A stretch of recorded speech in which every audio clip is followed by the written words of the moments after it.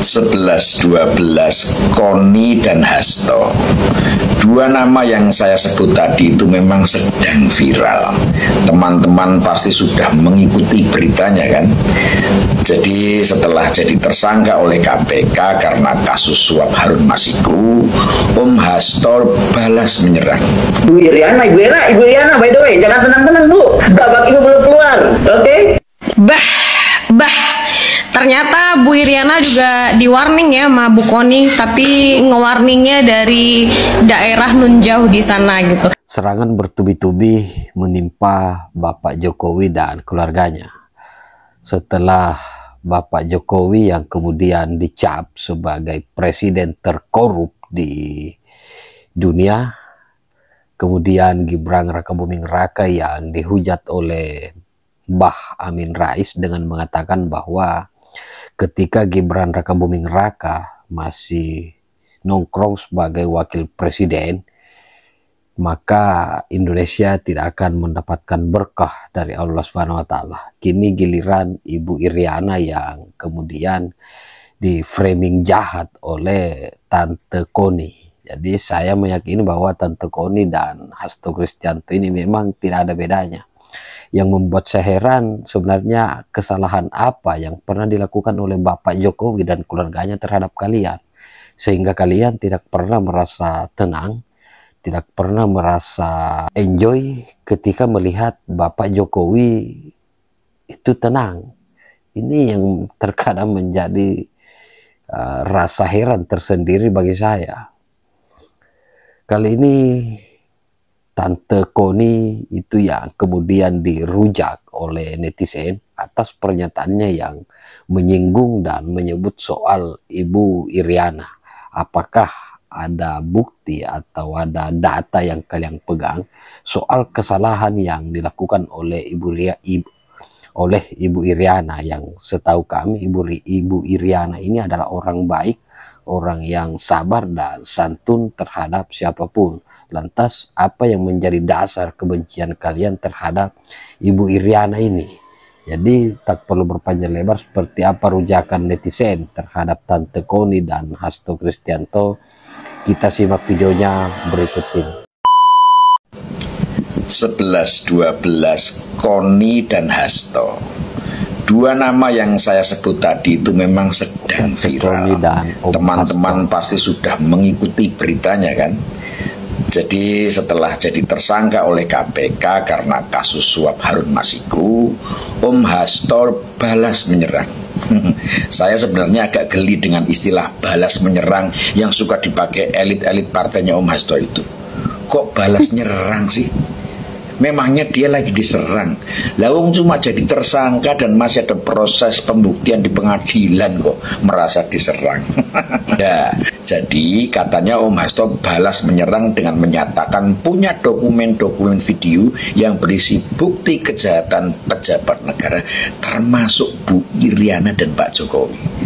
Dan katanya dokumen itu dititipkan sama Tante Koni dan disimpan di Rusia. Jauh ya Om, nyimpennya sampai ke Rusia.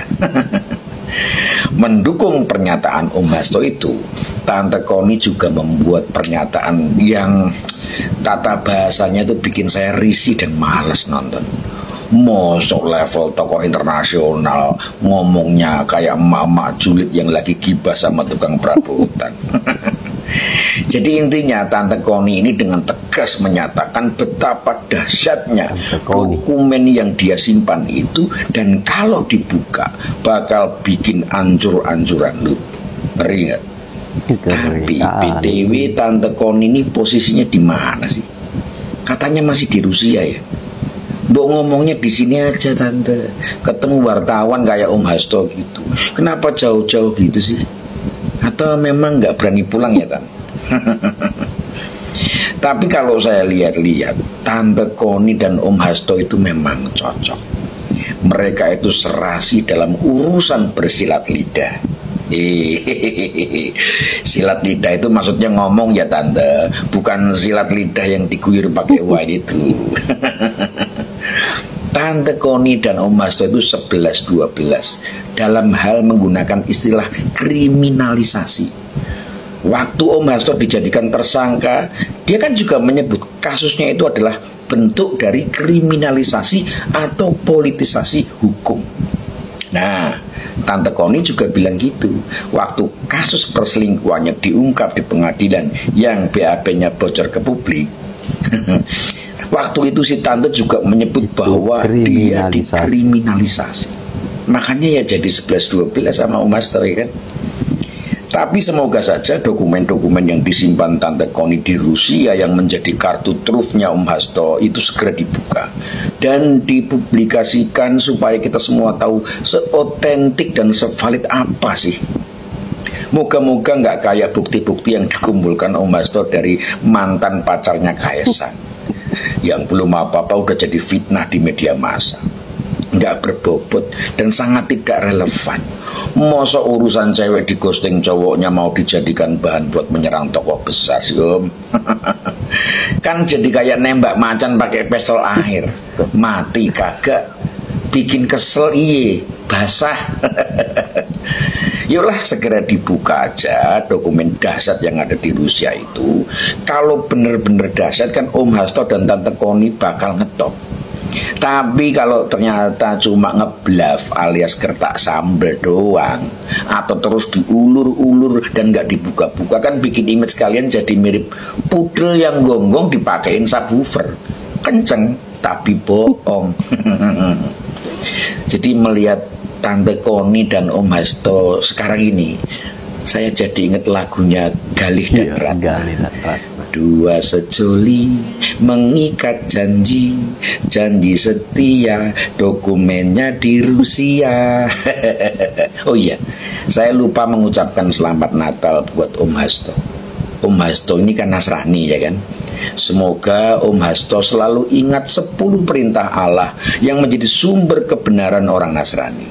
Dan ingat, perintah ke-8 berbunyi, jangan bersaksi dusta tentang sesamamu, yang artinya jangan berbohong dan jangan memfitnah.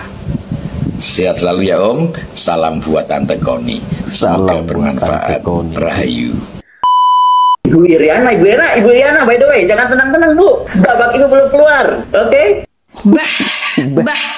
Ternyata Bu Iriana juga di warning ya sama Bu Koni, tapi nge-warningnya dari daerah nun jauh di sana gitu. Tadi Bu Koni janji ya katanya mau bilang gitu. Terus Bu Koni juga bilangnya katanya tadi mau ngasih bocoran. Tapi sepanjang yang saya lihat ketika Ibu di podcastnya Bang Abraham ya, kenapa Ibu ngomongnya muter-muter gitu, mulai dari notaris, dokumen dan lain-lain. Yang anehnya adalah kenapa dokumennya dinotariskan di Rusia. Ada urusan apa Indonesia dengan Federasi Rusia? Kan begitu ya Bu ya? Nah Ibu, daripada kita semua bersuasangka, menebak-nebak seperti jadi detektif Conan dadakan ya Bu ya, mendingan Ibu buka dah tuh dokumen, karena semua rakyat Indonesia menunggu. Sebenarnya ada apa? Dokumen apa yang disembunyikan? Ataukah pihak Ibu takut nih, ternyata Ibu dan teman-teman Ibu juga ikut dan terlibat dalam skandal yang ada dalam dokumen itu? Kok saya jadi menilai, saya memandang bahwasannya ini adalah peperangan antara Pak Jokowi dan Partai PDIP ya. Nah, dan juga kalau seandainya Ibu tidak segera membuka dokumen itu, apa yang terjadi? Kami akan menganggap itu adalah sebagai gertak sambal. Memang, ya, sambalado, pedesnya cuma di mulut tapi nyampe kerongkongan kagak pedes lagi, begitu ya Bu ya. Nah, dan kalau memang itu dokumennya urgent, dan se-urgent itu kalau tidak segera dituangkan dan diungkapkan mengenai apakah sebenarnya dokumen itu, jangan-jangan nanti ada yang menganggap bahwasanya dokumen yang Ibu simpan itu adalah dokumen pembungkus untuk pepes. Tapi pepesnya pepesan kosong, begitu ya Bu ya. Jadi stoplah memframing buruk dan membuat berita-berita hoax seperti itu, karena warga negara Indonesia ini memang sudah sangat-sangat darurat. Ada yang banyak malas membaca sehingga gampang terprovokasi. Begitu. Ibu profesor, jadi tugas Ibu adalah mendidik bangsa. Ini parah nih. Ini yang siksa tentu penting.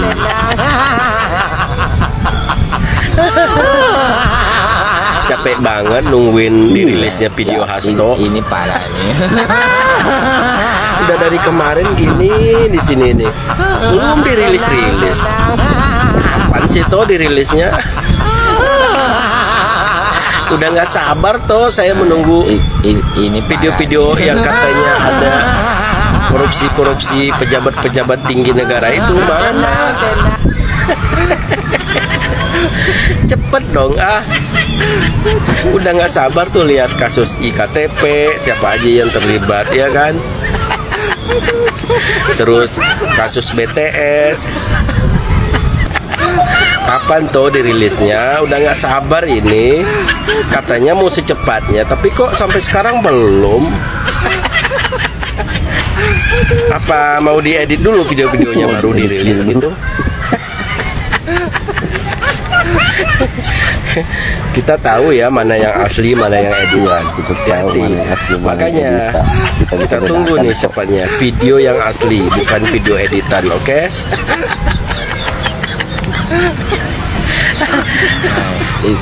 Ini parah nih.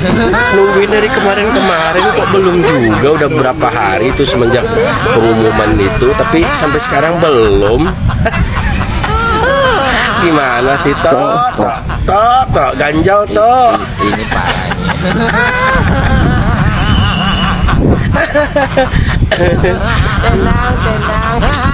Ya, saya ingetin sekali lagi toh, secepatnya dirilis ya, jangan sampai ditunda-tunda lagi karena rakyat Indonesia sudah menunggu nih.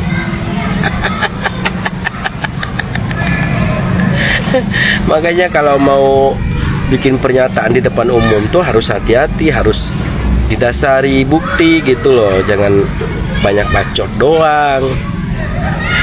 Pas sekarang ditunggu-tunggu sama rakyat, sampai sekarang belum keluar juga video-videonya. Kapan? Podcast sana, podcast sini untuk klarifikasi, tapi bukti videonya tuh mana? Apa sih coba sih? Dasar om doang. Termasuk koni-koni itu menghadiri podcast sana, podcast sini untuk konfirmasi, tapi buktinya nggak ada, cuman omong doang. Apaan kayak gini? Rakyat itu menunggu buktinya, bukan hanya kata-kata doang. Cepet keluarin videonya. Oke, ditunggu nih. Sebenarnya ini efek sakit hati yang dirasakan oleh kader-kader Partai Banteng setelah ditinggalkan oleh Joko Widodo. Jadi pemecatan yang kemudian dilakukan oleh PDIP terhadap Jokowi dan keluarganya itu sebenarnya hanya alasan belaka, karena lebih awal Bapak Jokowi meninggalkan PDIP. Buktinya Ganjar Pranowo yang diusung sebagai calon presiden oleh PDI Perjuangan, akan tetapi Bapak Jokowi mendukung Bapak Prabowo Subianto.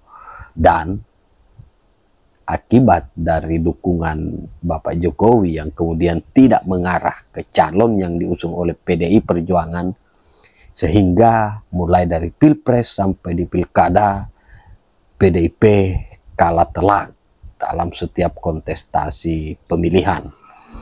Dan alasan itulah yang kemudian membuat mereka sibuk menyerang Bapak Jokowi dan keluarganya, termasuk si Tante Koni ini yang kemudian memberi warning terhadap Ibu Iriana. Jadi saya kira demikian konten kali ini.